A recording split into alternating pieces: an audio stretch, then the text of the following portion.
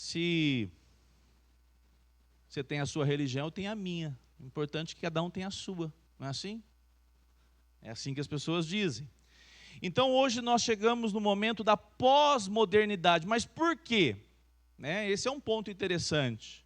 O que a modernidade trouxe? Uma promessa. Por meio da razão, nós seremos a sociedade mais desenvolvida do planeta. Talvez eles acreditem que tenham outras, né? Então, nós seremos os mais avançados, desenvolvidos. Tem uma parte da história que eu acho interessante. Vocês já viram falar da Bela Época, Belle Époque? O mundo nunca viu tantas luzes. O símbolo maior é a Torre Eiffel. Iluminada. Paris. Avanço tecnológico. Você acha que você tem celular na mão hoje, smartphone, e começou semana passada? Começou principalmente no século XX. O século XX foi um avanço extraordinário, científico e tecnológico. E o homem, então, você lembra quem está no centro na modernidade? Quem? O homem. Vocês não podem esquecer disso. Porque isso tem relação direta com o que nós vamos ver hoje. A razão do homem prometia resolver a demanda do mundo. Porque se os deuses falharam e eles acharam que isso, em grande parte, tinha razão, mas não, porque negaram a revelação do Deus verdadeiro. A modernidade, então, promete essa solução. Só que, ao invés do mundo colher de fato respostas e avançar em todos os níveis, quem me lembra aqui agora o que foi feito com o avanço científico do século XXI? Quem lembra o fim? A demonstração final do poder que o homem conseguiu por meio da ciência e desenvolvimento científico. Foguetes, bonitinho, muito bonito. Agora, não, mas estamos falando do século XX. O da ré é 21 já. Hã? Clonagem, muito bonito, né? Ah, vocês chegaram. Vocês chegaram. O homem conseguiu dividir o átomo. O homem avançou de maneira extraordinária. Mas sabe qual é a área mais avançada com ciência? Quem sabe? Lembra aí. Qual é a área? Hã? Isso, Gustavo. Bélica, militar. O homem no centro, a razão comandando, fez o mundo.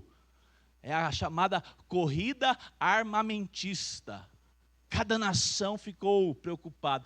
Se o cachorrinho foi para a Lua fazer teste lá e não deu certo, coitadinho. Sputnik, nós temos que chegar primeiro. E aí já até pós a segunda. Nós colhemos com a modernidade a primeira e a segunda guerras mundiais.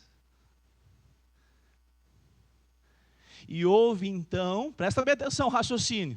Houve então o desencantamento com a modernidade. Perceba que uma coisa tem relação com a outra.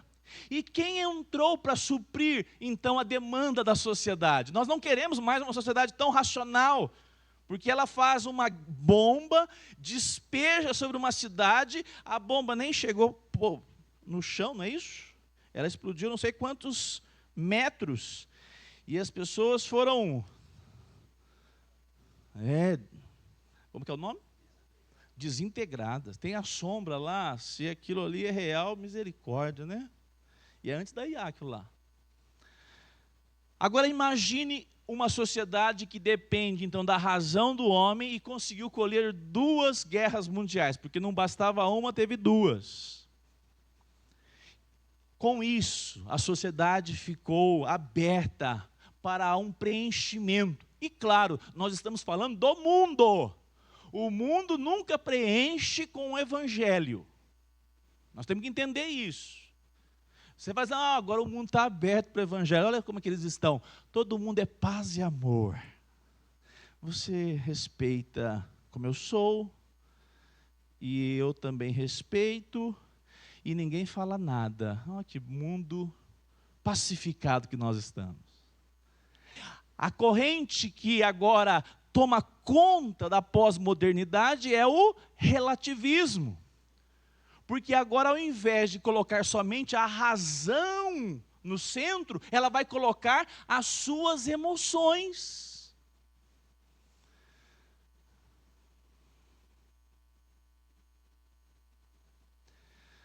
Há pouco tempo atrás eu vi uma cena das mais grotescas que eu já vi na minha vida.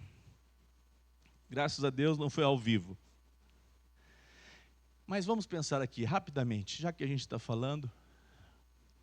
Quem se lembra a primeira vez que você viu um casal gay de mão dadas e te chocou ou não? Não, a primeira vez, não é agora não, essa semana, que a gente está acostumado com isso. Vocês lembram disso? Eu nunca me esqueço, eu estava no terminal central, um ambiente tranquilo lá, né? Pouco movimento. De repente, um casal assim, né? Ainda deu uma bitoquinha, eu falei, quase que eu caí para trás. O que chama a atenção é que o mundo onde o sentimentalismo é exacerbado e ele é o centro da sociedade, ele produz aberrações. E não é essa a aberração que eu me refiro ainda. É uma cena de uma moça com uma coleira de cachorro. Quem já viu essa cena? E a outra segurando assim, passeando. Os seguranças tiveram que intervir porque queria passear no shopping inteiro assim. Já viram isso? E qual que é a resposta? Cada um faz o que quer. Botar a outra na coleira e andar passeando no shopping e rodando o shopping inteiro. Aí a pessoa diz, nós temos que aceitar, porque é a vontade. Olha a palavra que você escolheu, Roberto. Vontade dele. Agora, quando você analisa isso, você vê o pêndulo saindo de uma razão e partindo para esse efeito de subjetividade. E o que aconteceu? Mas se ela acha que aquilo ali é o melhor, a verdade é a verdade dela. O contexto cultural é respeitado porque nós temos diversidade. E é justamente esses efeitos que nós temos visto. A pós-modernidade percebe corretamente que somos finitos e condicionados por história, cultura e linguagem. Qual que é uma palavra muito conhecida hoje? Essa é a sua narrativa. Vocês já perceberam que toda hora fala essa palavra? Essa é a sua narrativa. A narrativa daquela cultura é outra. Porque todos podem ter uma narrativa, inclusive a moça lá que quer andar lá como uma cachorra, um cachorro. Cada um pode estabelecer uma narrativa. E quando você tem muitas narrativas, qual foi a sagacidade, eu repito, do mundo? É claro que o diabo está por detrás de tudo isso. Mas o mundo é muito pensante.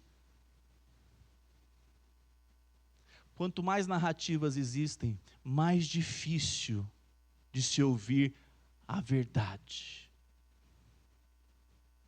Quanto mais multiplica as narrativas, você vai pensar, talvez seja assim mesmo, né? Talvez seja assim mesmo. Para esconder a revelação da verdade. Se somos limitados, então não existe verdade objetiva? Tem um exemplo interessante. Quem era ruim de matemática? Só eu? Nossa, misericórdia. Mas olha, eu ficava bambo quando eu ia fazer uma prova de matemática. Eu orava, eu estudava. Eu era um bom aluno, viu, Rogério? Mas era ruim de matemática. Ruim, ruim, ruim.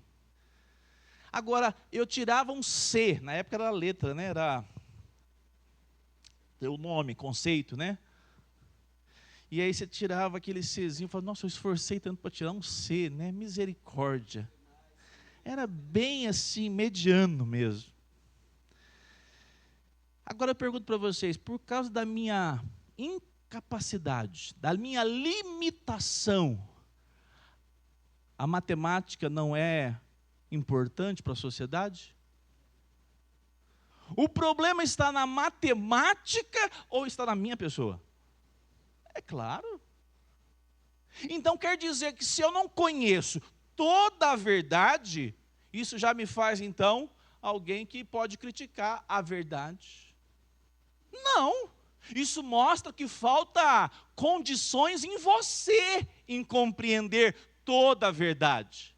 Porque no contexto do relativismo, há uma necessidade de conhecer a verdade. A pós-modernidade diria que ela tem a resposta, mas foi fracassada. O pós-modernismo diz, já que nós não temos essa condição de dizer isso de fato é a verdade, vamos ser plural. Vai ter uma aula só sobre isso. Pluralismo. E isso mostra, amados irmãos, que a palavra de Deus tem resposta para nós numa sociedade tão relativa. Tudo é relativismo. A Bíblia diz, a Bíblia não diz, cada um possui a sua verdade. O que fala lá em João 17:17? Bem forte, vamos lá. Santifica-os. Por que o Evangelho de Jesus Cristo choca tanto a sociedade pós-moderna?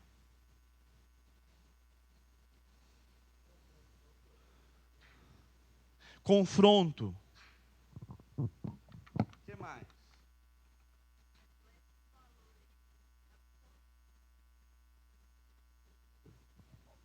Dá para você ser cristão e falar assim, não, mas está tudo bem.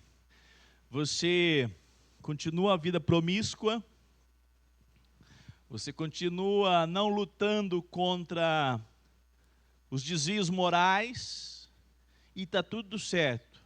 Dá para ser cristão assim? Não, é uma aberração. Só tem nome então de cristão. Um cristão verdadeiro vai dizer, Senhor, me ajude e inclusive a ter sabedoria de como confrontar meu colega, meu amigo. Não é assim? Porque senão a gente não precisa nem ter Bíblia. É só ler a cartilha do mundo.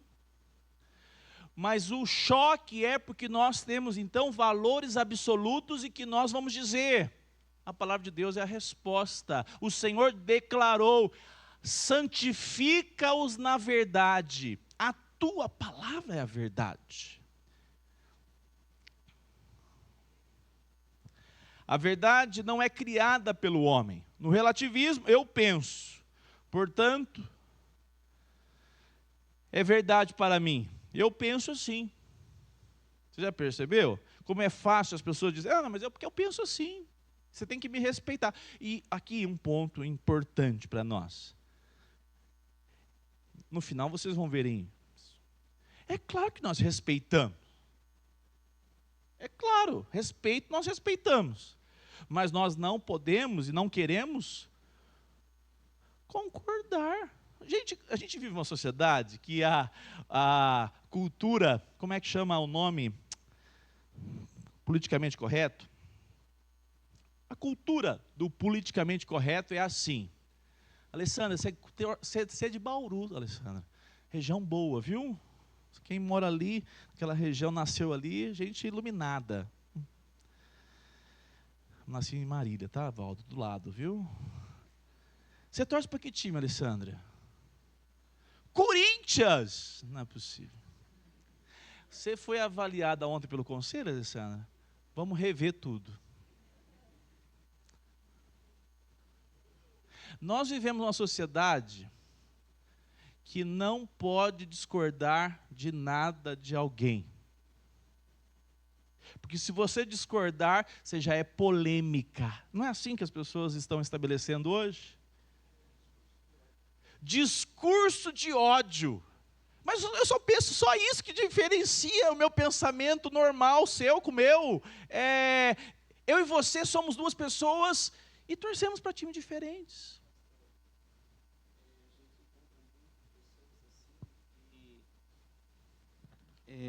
Na inoperância ou na falta de capacidade de entendimento, fazer as coisas, ela sempre colocaria em defeito no que o outro faz. E ela sempre está certa. Você quer ver uma contradição, é você dar oportunidade para ela. Ela foge da oportunidade. É o mal dos incapazes. Pois é. Quando a gente pensa a respeito de não poder se opor, amados irmãos, nós estamos negando quem nós somos. Porque se nós não podemos apresentar o contraditório, nós não podemos nos expressar como ser humano. Mas eu penso assim, e você pensa assim, entendi. E quantas vezes você tem percebido que isso tira a oportunidade de você ouvir a pessoa e ser ouvido? Porque o que mais chama a atenção no relativismo, a pós-modernidade não, você pensa desse jeito, não vamos nem conversar, não é assim? Mas não, nós somos aqueles que desejamos conversar.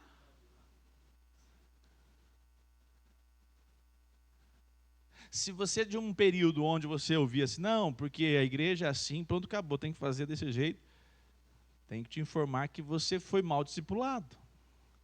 A igreja tem o papel de trazer por meio das escrituras o diálogo.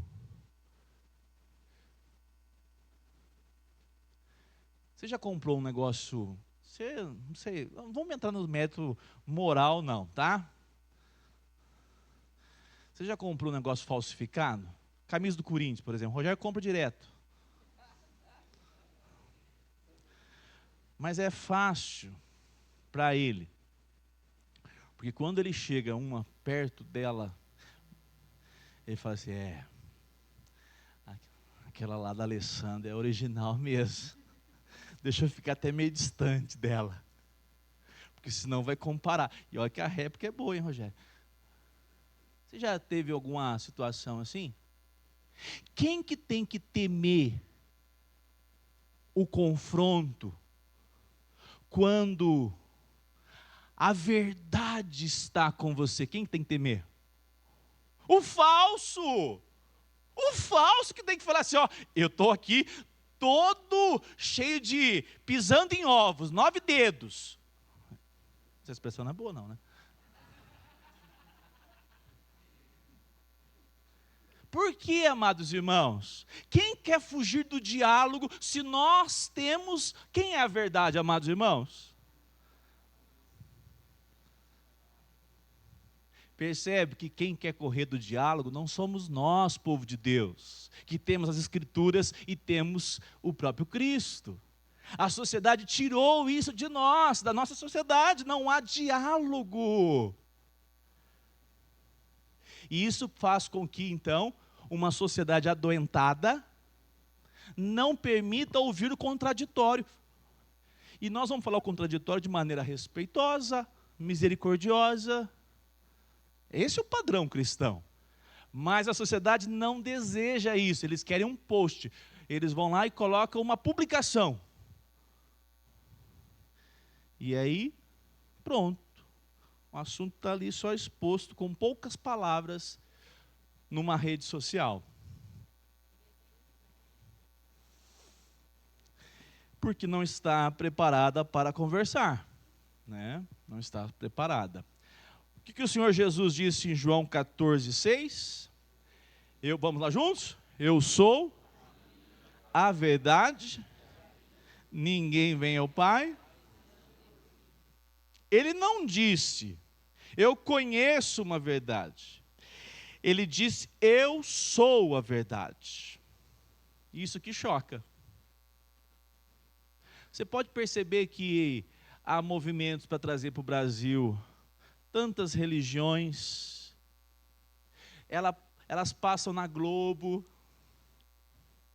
Porque a sociedade que nós estamos, ela é sincrética, Gabriel. Um pouquinho de espiritismo, uma pitada de catolicismo e um pouquinho de ceticismo não faz mal a ninguém. Agora você vai confrontar isso dizendo: nós sabemos que Cristo é a verdade. E nós queremos seguir as palavras de Cristo dia após dia. Ah, não, isso aí é muito discurso de ódio. Discurso de ódio. Todas as religiões são verdadeiras? Sim? Como é que as pessoas falam? Cada uma?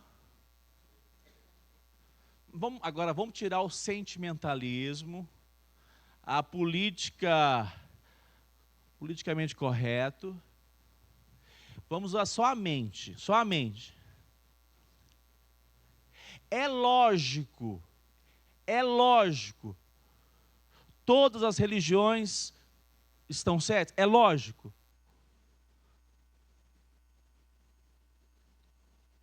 Porque tem que existir, gente. Em tudo é assim. Existe o que é verdadeiro e o que é falso. Essa é uma premissa de você descobrir de fato aquilo que é a verdade. Agora, se eu afirmo, não, todas as religiões são, joia. Nós estamos apontando que essa condição racional, lógica, tem que ser negada. Deixa para o lado. Não, a gente não vai pensar muito bem não sobre isso. Às vezes, nesse sentido, amados irmãos, nós temos que Paulo diz assim, pregue a palavra, quer ser o quê? Não é assim, Magali? Quer ser oportuno ou não.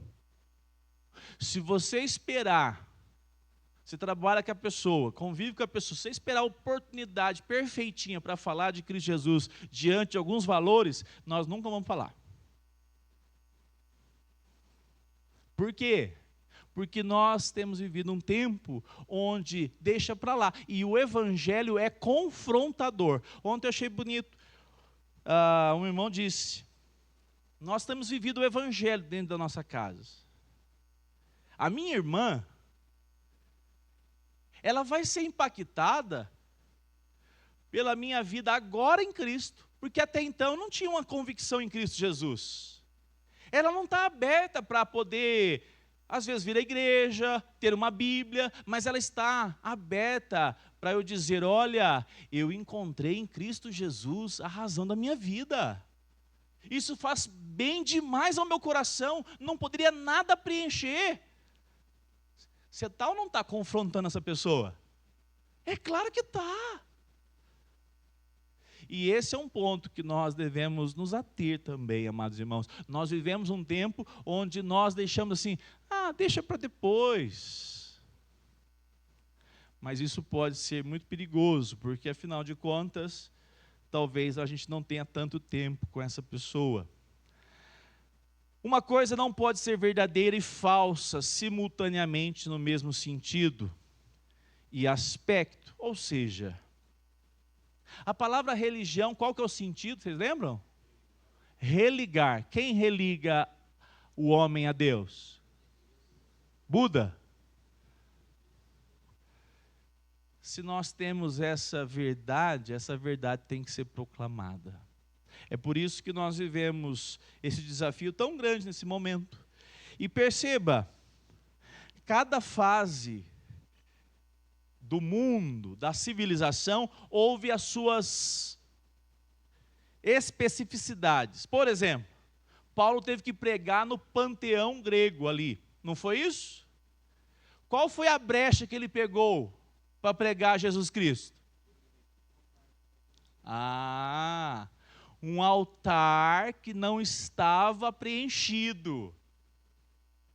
E ele diz, ao Deus que é real, mas não pode ser visto. A ele eu sirvo. E tanto que eles ouviram, eles gostavam do discurso, eles tinham podemos chamar uma civilização avançada. Eles gostavam de ouvir. Eles só ficaram bravos com ele, que hora, vocês lembram? Isso mesmo, amado irmão. Só quando falou de ressurreição, que aí eles falaram, não, para com isso. Mas eles ouviram o discurso. Lá no primeiro século, Paulo utilizou de um momento para falar com a sociedade a respeito do Deus que ele servia, o Senhor Jesus Cristo.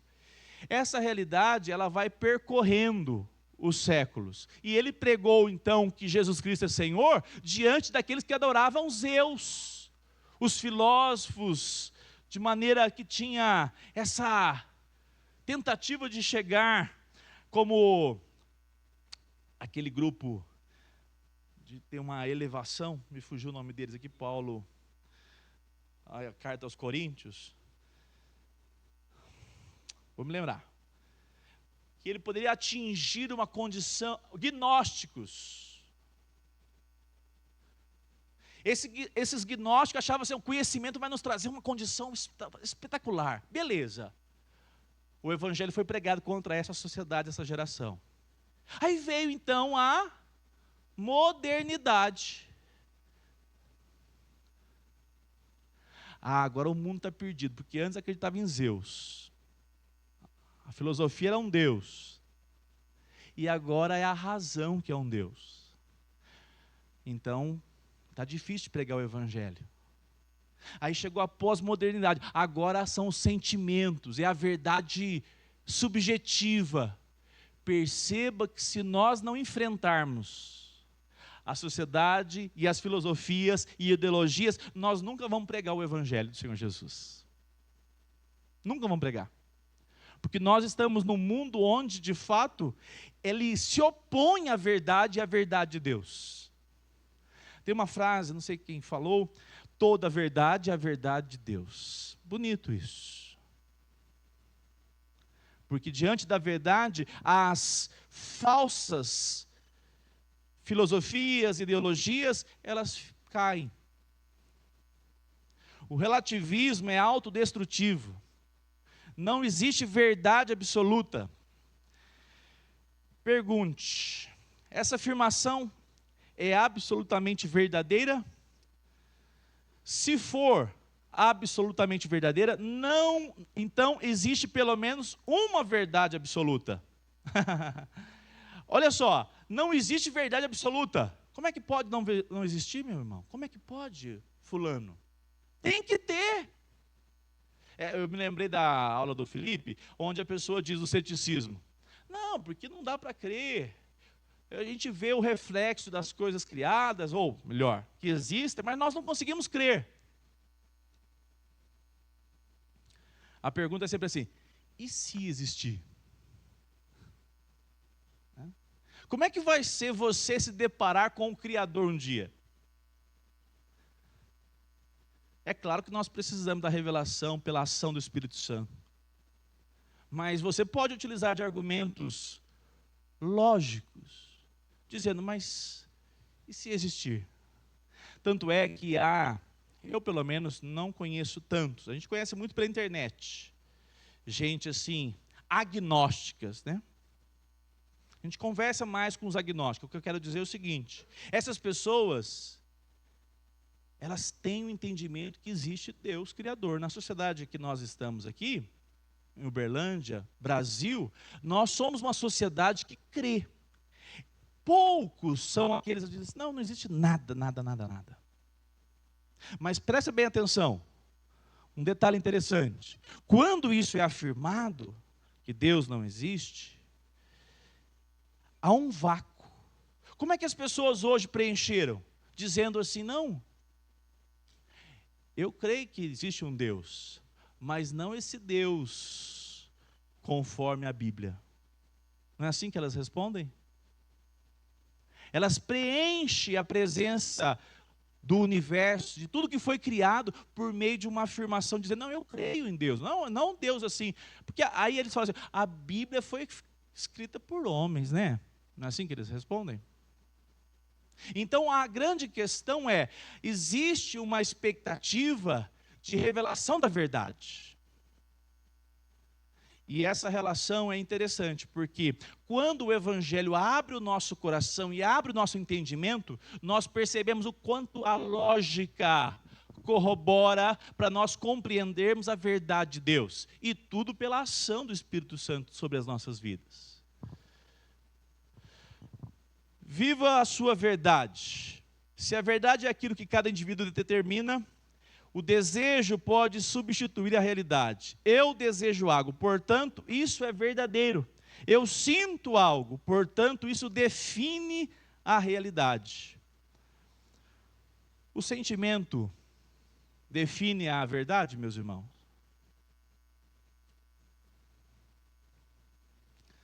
A opinião define a verdade? A experiência? A maioria das pessoas pensam assim. Ou a cultura. A realidade não é determinada pelos sentimentos. A verdade corresponde à realidade. E a realidade é a realidade última pertence a Deus. Essa relação verdade e sentimentos é muito usada dentro da igreja hoje. Eu sinto que Deus não me ama.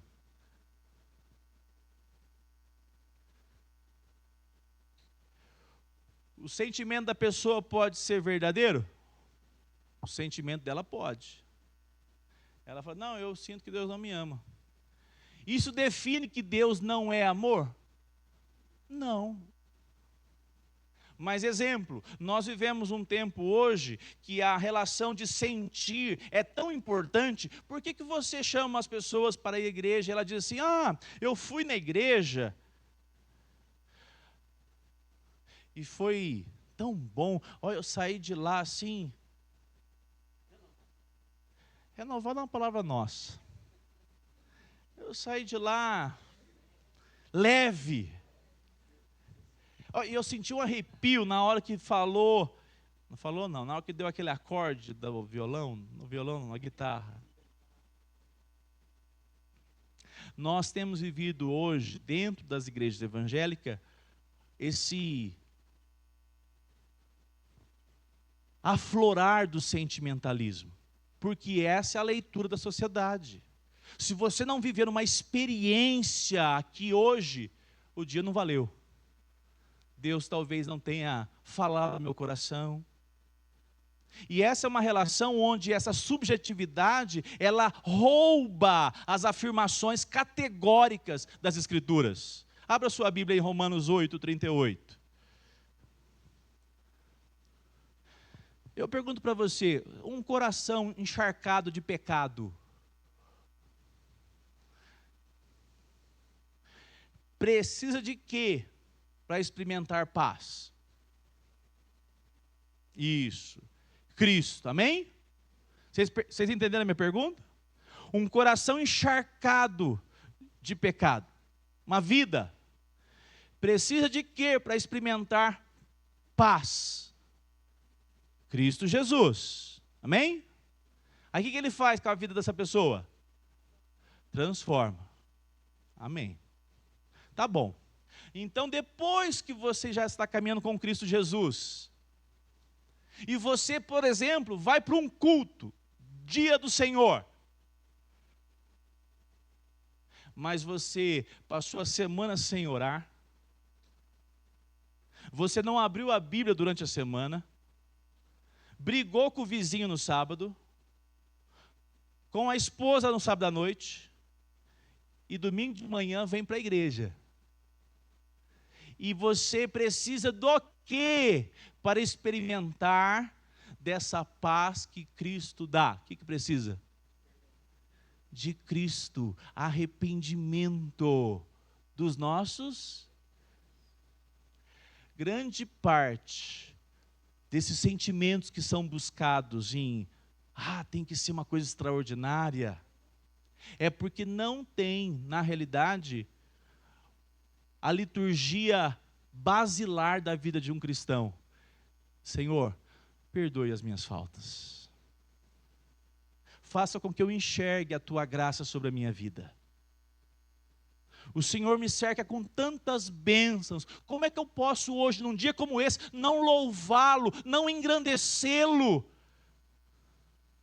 A despeito se eu vou sentir qualquer arrepio, falar algo de maneira especial para a minha mente, para o meu coração, eu quero ser alimentado pelo Senhor. Quando você não tem essa premissa, é necessário você substituí-la por emoções, por sentimentos. É isso que hoje se vive, grande parte desse movimento que é experiencialismo religioso. Romanos 8, 38, quem pode ler, por favor? E 39.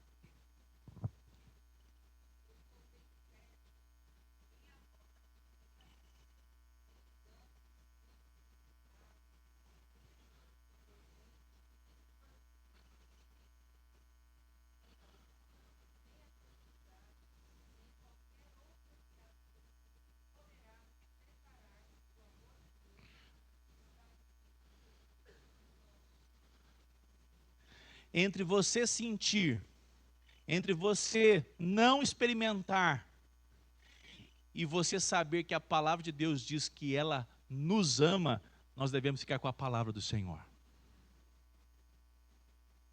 Uma das falas do diabo é: mas você, como é que você pode viver uma vida cristã que glorifique o Senhor? Tão falha, tão falha. E é fácil ouvir essas vozes no coração. E como é que nós devemos responder? O meu Redentor vive. E ele diz, projeção por favor novamente, Murilo.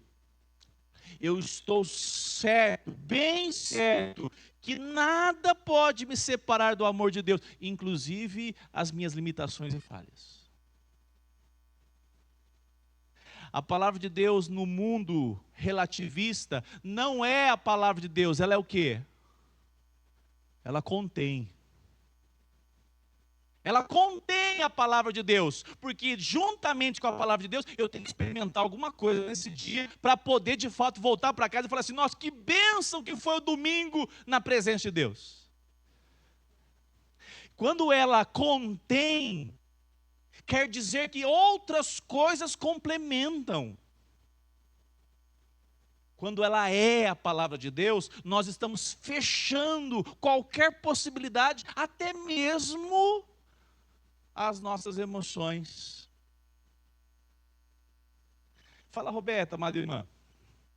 Inclusive, eles querem atualizar a palavra, né? Porque eles acham que a palavra está atrasada, precisa ser atualizada. Justamente porque quer fazer com que a palavra se torne própria para a sua própria vontade. Satisfaça aquilo que é o desejo de algumas pessoas, de algumas minorias. É uma tentativa, né? Fazer um remendo, né? Falar, não, então um jeitinho que a gente resolve isso aqui na nossa vida, né? A palavra do Senhor é objetiva. O problema da frase não julgue, né, que nós até já mencionamos, 1 Tessalonicenses 5, 21. Quem pode ler aí, por favor, rapidamente?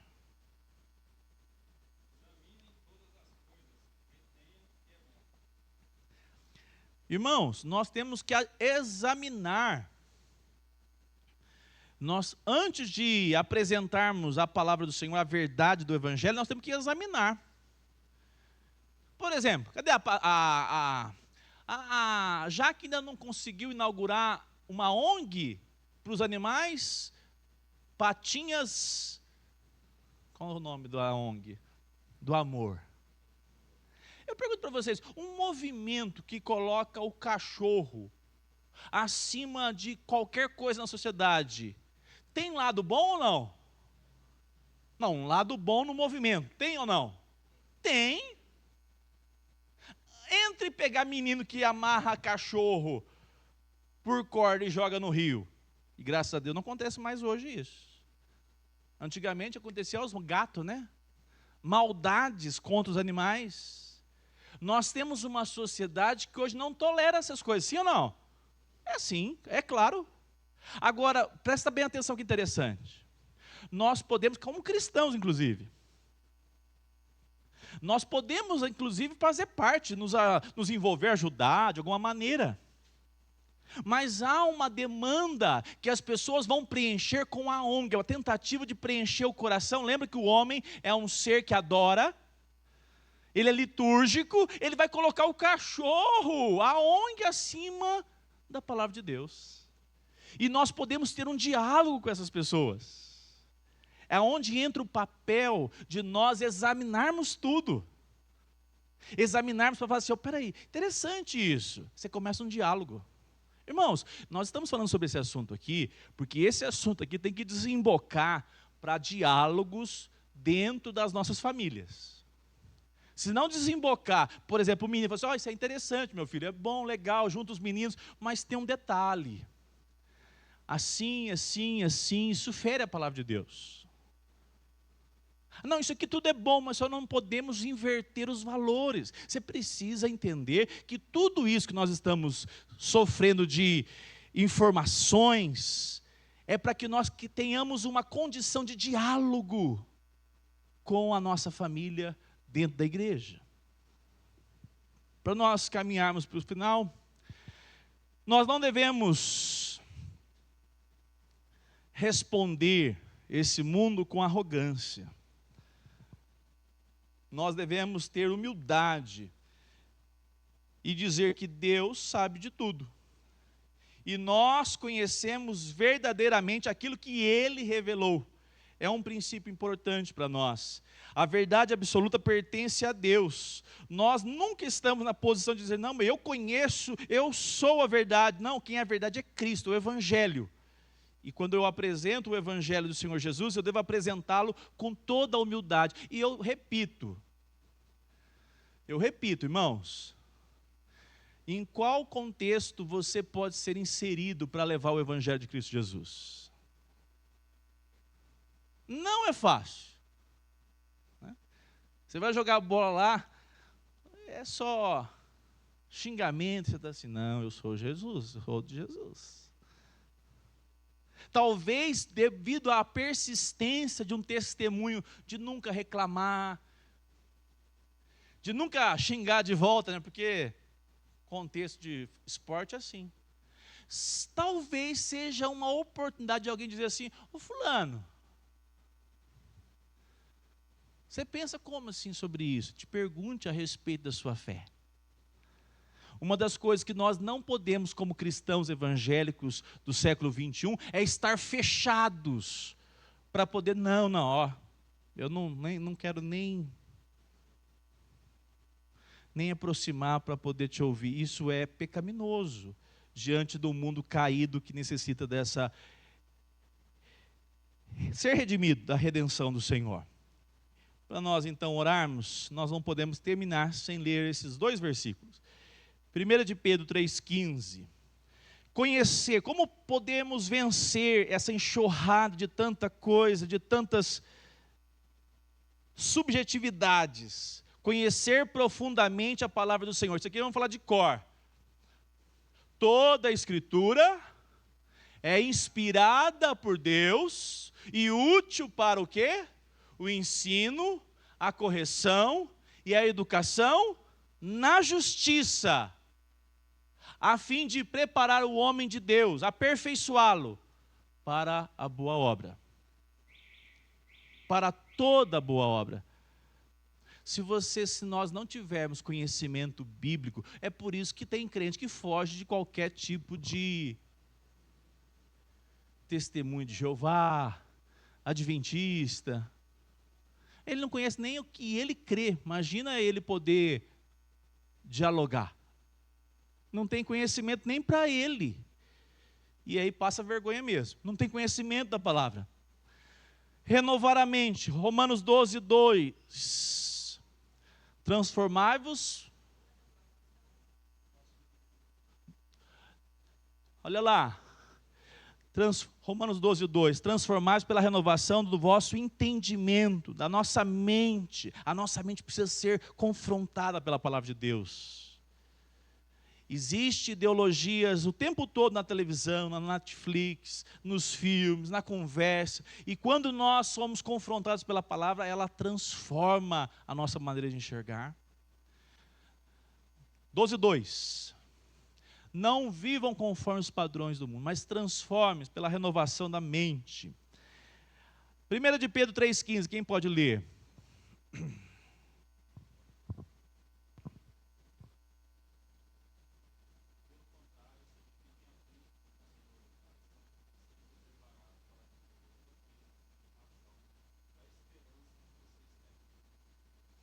Percebam, estando sempre o quê? Preparados. Preparados. O grande desafio da nossa vida cristã é estarmos prontos a responder. Como? Tendo Cristo santificado dentro do nosso coração. Não é responder por responder sendo grosseiros, sendo mundanos. Isso qualquer um pode fazer. Mas sendo cheios de amor por Jesus Cristo. Com sabedoria, paciência e firmeza para respondermos. Falar a verdade em amor é justamente esse texto, né? Efésios 4,15. Quem pode, por favor, para nós encerrarmos?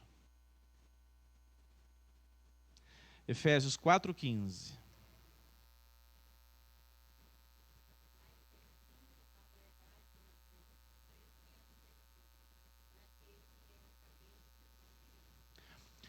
Um dos pecados que a teologia reformada tem visto, porque não é dela, é dos calvinistas de Instagram, é que existe verdade, mas não existe amor. E o amor é em Cristo, por Cristo. Por causa do amor de Cristo em minha vida, eu ofereço o amor de Cristo às pessoas que pensam de maneira contrária. Se você for lidar de maneira racional, você não vai ter condições de dialogar com essas pessoas.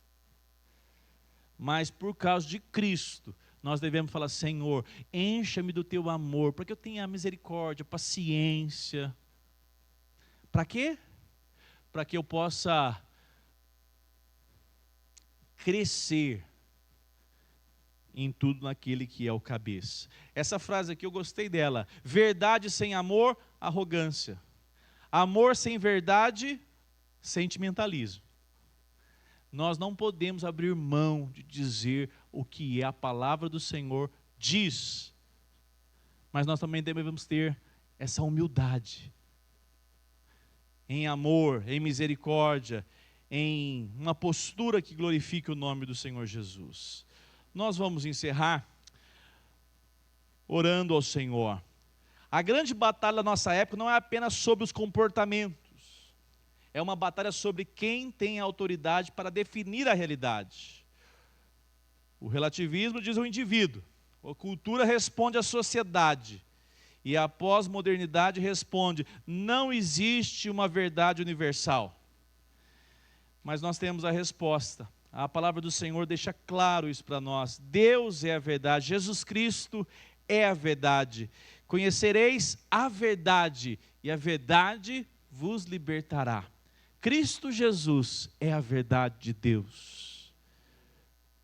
A palavra do Senhor diz que para os homens a pregação do Evangelho é loucura. Nós devemos ser humilhados, se for preciso, mas levar a mensagem em amor e firmeza, em humildade e graça. Como? Só pelo poder de Deus, né? Que dá vontade de pegar no pescoço de vez em quando, né, Gustavo? Não é possível que ela está falando um negócio desse para mim. Mas pela graça do Senhor, nós temos que agir com sabedoria para vivermos nesse mundo e ensinarmos os nossos filhos a como lidar diante de tantos desafios, né? Vamos ficar de pé? Senhor, obrigado.